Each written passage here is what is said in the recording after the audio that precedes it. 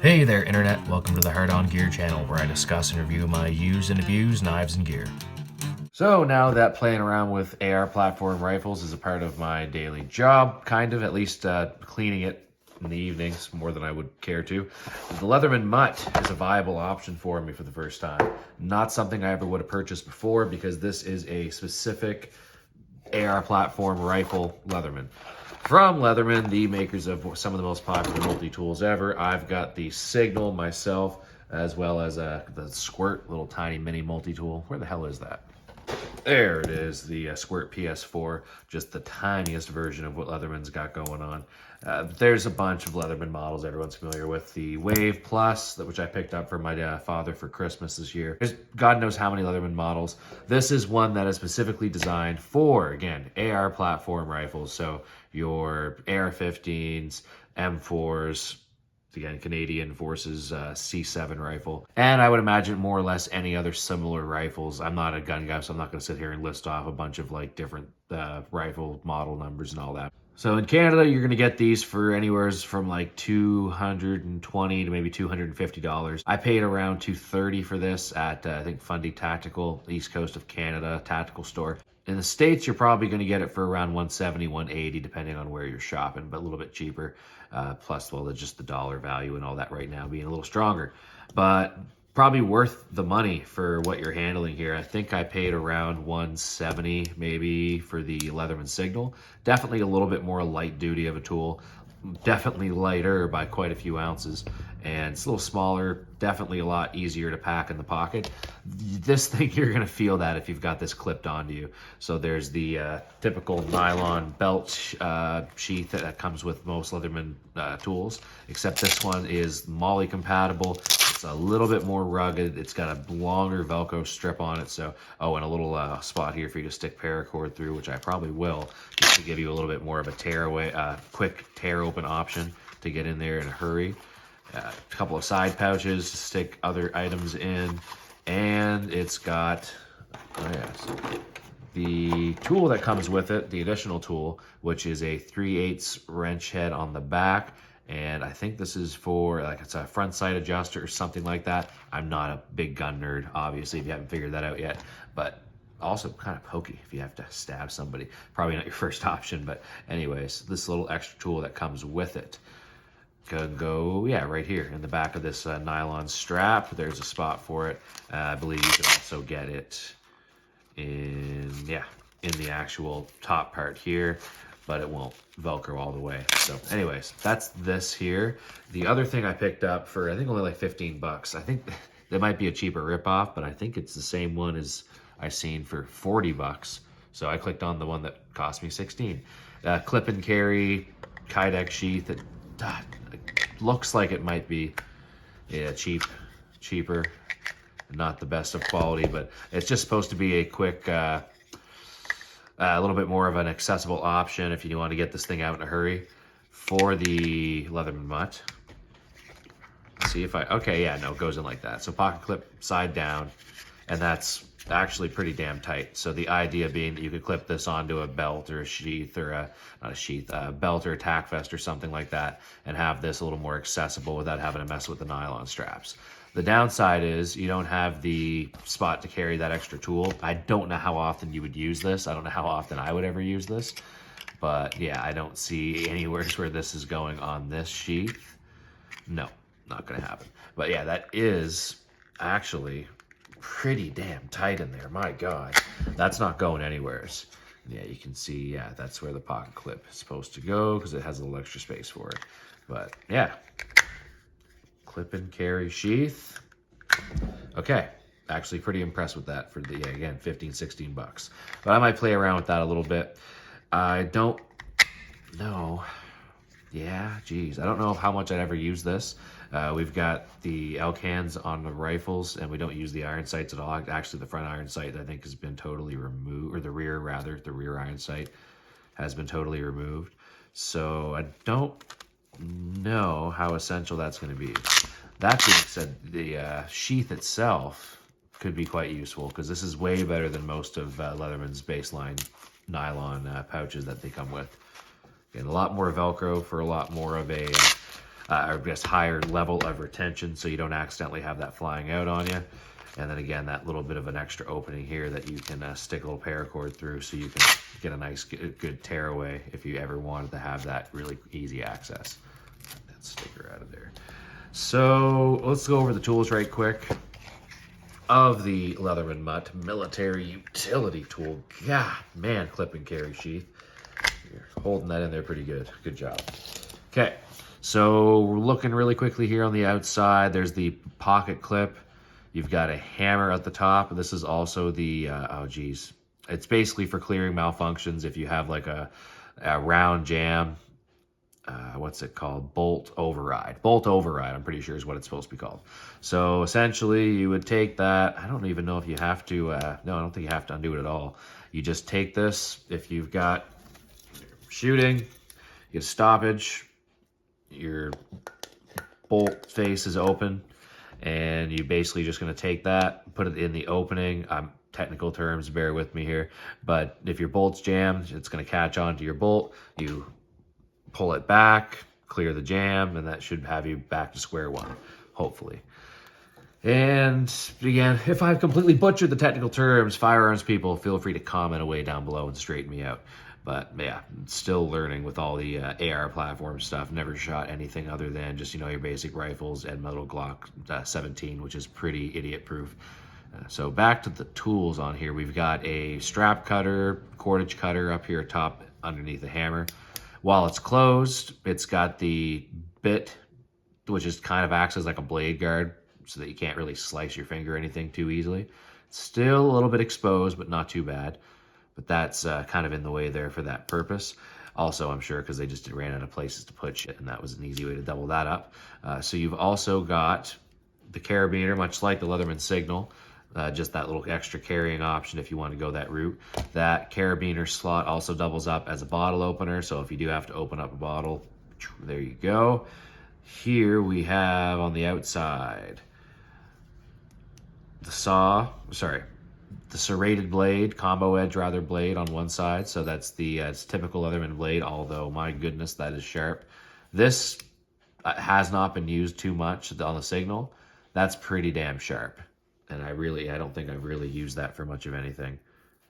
Yeah, still pretty freaking sharp.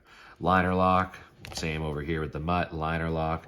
But that blade, maybe it's just because it's absolutely brand new. Yeah, no, that's a pretty freaking sharp. So good job, Leatherman. 420 HC blade, like most Leatherman models. I believe is it the Charge? I think it's the Charge that comes with the S30V blade if you want something a little fancier. But for the amount that I actually use the blade on these knives, I'm not too worried about it. If you only carry a Leatherman and you want a premium blade steel, that I'm pretty sure the Charge is the way you want to go. But right back to this, we've got the carbon scraper on the opposite side of the blade. That's in there real tight, but it's not sharp. So this is essentially just made to, I think in the video I seen it was talking about getting into every part of the bolt carrier system.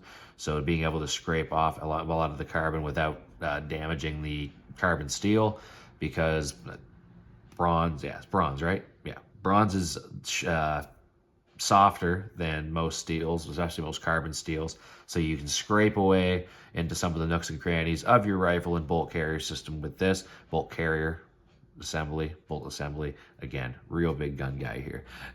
Essentially, you can scrape carbon away and have a little bit less of a headache just going over it with cloths and rags and over again and never getting anywhere. Maybe this will be a little bit easier. We'll find out. I know that one of the reasons I don't shoot that much in civilian life is because I hate cleaning my freaking guns. So if this speeds the process up, maybe that'll be worth it enough just on its own. Opposite side of that, we have a takedown pin punch. I think that's basically the purpose of this. So you can have it underneath here, and then if you want to just use your palm or something and punch through, if that's not enough itself, just to push. The other option is this comes unscrewed. So if you really need to I'm gonna swear pretty hard there. If you need to unscrew something, not unscrew it, you know what I mean? If something is really caked up with carbon or gunk, mud, whatever, and you need to slam a takedown pin out, you can use the hammer on the back of that and you should be able to punch out pretty much anything. So that is pretty handy. And this is also replaceable. Same thing with the carbon scraper. If you get them too banged up, you can order them from Leatherman and get them replaced for a reasonable price. And just screw it back in, put that one back down there.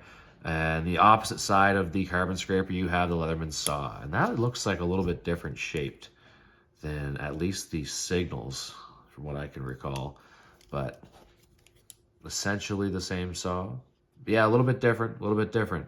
But these saws on these Leathermans, it's actually a little bit more saw. Yeah, a little bit more saw, I think, on the MUTs. But incredible saws. Just as good as a lot of the smaller folding saws that you can carry. I don't know how Leatherman does their teeth, but they hold up fairly well. Once they get dull, they certainly lose a little bit of that pop, but a brand new Leatherman saw is a very impressive piece of equipment. It's going to cut through any like 1 or 2, 3 inch diameter little sapling or branch way easier than you'd expect for something of this size. So on the inside, I don't think there's much. No, there isn't much at all. So you've got the bit driver here. That is, yeah. So button here. Pretty stiff one that you push and it replaces with the Phillips head on one side and the flat on the other. Yeah, okay. And then there's replacement bits here on the side, which I don't know off the top of my head how to get out of here. Because okay, this pin here is pretty obvious. That's nice.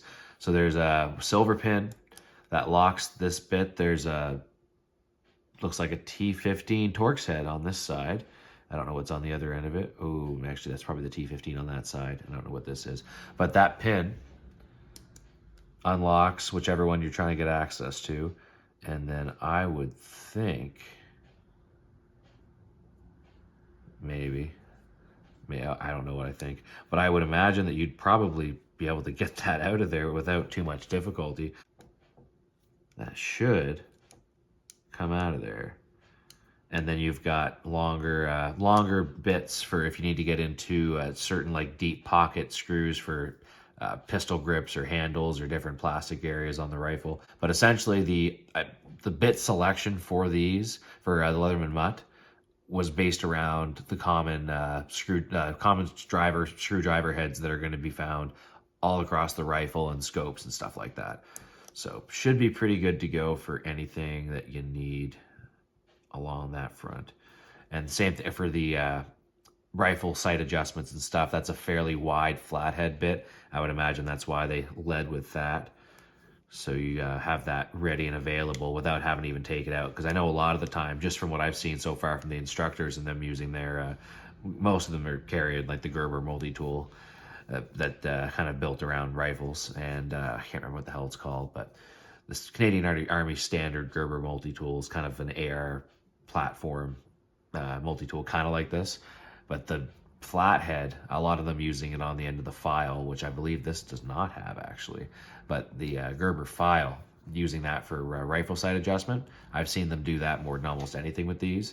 So I would imagine that's a good reason to have the bit ready and accessible, and there's no lock or anything. So you take this out, you want to get to that driver bit to do a rifle sight adjustment, and all you've got to do really is, yeah, you're good to go right off the hop. Now, still haven't figured out, as I'm rambling here, how to get those extra bits out. That one especially, right, it's behind the pocket clip.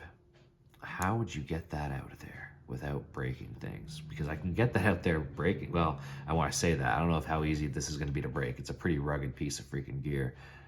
But if there's a way to break it, I'm about to figure that out. Because I feel like I should be able to get that stupid bit out of there. It's super annoying. Sometimes the answer is just so obvious and you just don't get it. That, I'm pretty sure, for what I just seen, once you move that pin, yeah, son of a bitch. So all you do is you move that pin that's holding it in. Ooh, that rhymed. And once that pin's gone, it just pops out. Look at that. So we've got a couple of Torx heads, a 7/64. God, I'm obviously the best carpenter ever. And you have that longer two-dimensional Phillips not really, kind of just trying to be 3D, but it's not. And the other flathead on this side. And they all have a light coating of oil on them too, by the way, in case you're curious. You see a little bit of gleam on my hands. So I'm gonna tuck those back inside of here if I can. Okay, so learning tricks with this thing. So beyond that, are we missing anything? I guess to talk about the actual pliers themselves, which are nice, big, hefty Leatherman pliers, non-spring loaded. Some Leatherman tools are, this one is not. Not a huge deal. Definitely nice to have if you can put it in there. I don't know why they all don't have that nice little spring, but still gonna get the job done if you need any needle nose pliering or the wider ones in the middle, and then you've got the wire cutters, which are replaceable, like on some Leatherman models. So if those happen to snap on you, you can replace those pretty easy without having to send the whole tool back to Leatherman for warranty work. Yeah, speaking of warranty, this should be under Leatherman's standard 25-year limited warranty. It's supposed to be pretty damn good. If you do anything excessively stupid, that's your fault. They're probably not going to replace it for you, but if there's any issues with the manufacturing, or you have a part that just breaks or snaps or something within that 25 years, you'll probably get it replaced. So yeah, feel free to look into that if you ever come across an issue with your Leatherman. So all moving parts have been covered, I'm quite sure. So let's take this thing, fold it back up. Eventually, I wonder if this thing is going to open with one hand. I don't think so. But you know, some of the Leathermans, like my signal here, is starting to get fairly broken in to the point where I'm probably going to smoke my camera here, but yeah. If you really needed to, you could get it open with one hand. It's still kind of awkward. Not built the same as some of the ones that are designed 100% to be done, like the OHT from Leatherman, the one-handed tool.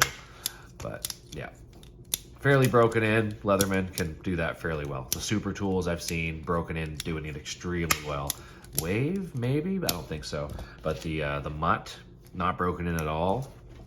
Does not seem like it's meant to be used with one hand. It's a big, thick, hefty, fairly stiff rifle multi-tool. It's essentially made to beat and pound on a giant piece of carbon steel that, well, especially with some of the older rifles that we've got right now in early training phases here, they need a beating sometimes, and sometimes parts just won't shake loose and you need something to twist or pry or hammer. So pretty excited to try this out. I don't know if this is the best rifle multi-tool out there. Say the Gerber's super popular with a lot of folks. This is just Leatherman's, say, sole purpose of creating this was to create one for working on AR platform rifles. Leatherman's got such a good name, I wanted to give this thing a try. I know another guy in my course has got one of these too a few months back that he hasn't got to try yet. So, well, he's a lot more of a gun guy and fairly familiar with AR platform rifles and all that. So I'll be curious to know what he thinks of his. And then I'll try my best to have a reasonable opinion about this in the coming months and years once I figure out if this is worth carrying on me when I'm actually doing stuff in the field. Because it is pretty damn heavy. The clip and carry sheath might be a better option. The Molly sheath is nice, but say for the extra bulk, just to carry that wrench, as long as this is retentive enough to hold it in there, which I do believe it is, I might try this one out, but we'll see. I'll let you know how it goes. How about a couple quick size comparisons actually before we get out of here too quick. And let's just look at the Signal versus the MUT, and the Signal looks pretty damn tiny right now. Just about most of the same basic tools, being the saw, the blade, the pliers, and a couple of driver bits with the can opener. But then the variations, of course, this is more of an outdoor wilderness tool with the ferro rod, sharpener, and whistle built into here. And there's the pocket clip option as well as the carabiner and the hammer. So a few similarities. Other than that, pretty specialized multi-tool from Leatherman, and an even more specialized multi-tool from Leatherman. There's the Squirt PS4, which is very tiny in comparison to both. More of a keychain or coin pocket multi-tool.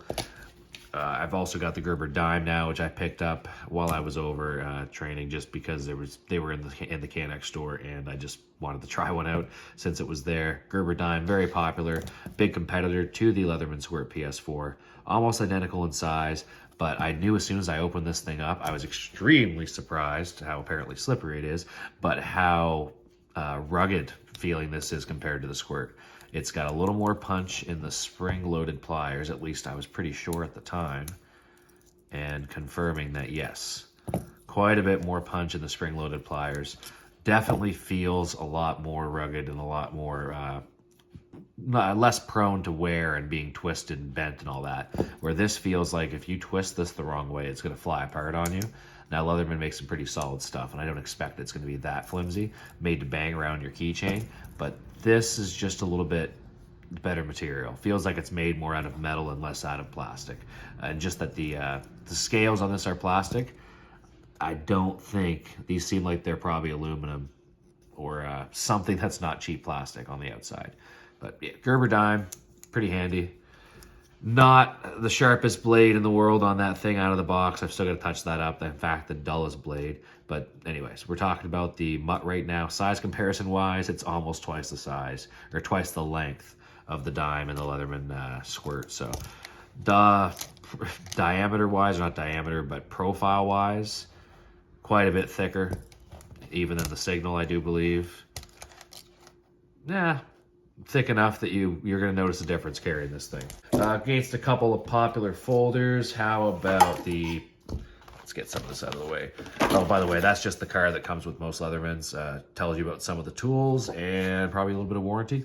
Yeah, gives you the website and where you can find all the other stuff. But anyways, just your typical Leatherman box and Leatherman card. But yeah, so Paramilitary 2 from Spyderco and the Mannix 2. And why don't we look at the Pacific Salt 2 as well. And oh yeah, we got a new Spyderco in the house. I got to do a video on that, talking about that trade. But the Delica, a little bit wee, but kind of the mini version of the Endura or Pacific Salt 2. Very much the mini version of it. So there's a few different sizes for you. Let's take those pliers out and get this thing out into its transformer mode. And yeah, pretty big, but not that crazy if you're used to carrying a decent size folder on you. How about we just look at a couple of fixed blades right quick. I'm gonna haul out the Tops Milspy Elite and the Essie Azula 2. And those actually make a pretty good pairing, either one of them, but especially say the Azula 2 just for the size, because you've got a nice thick rugged blade. Anything that you can't twist and pry with this, you can twist and pry with this, and then you've got a really slicey combo blade on the Leatherman MUT. So yeah, not bad at all.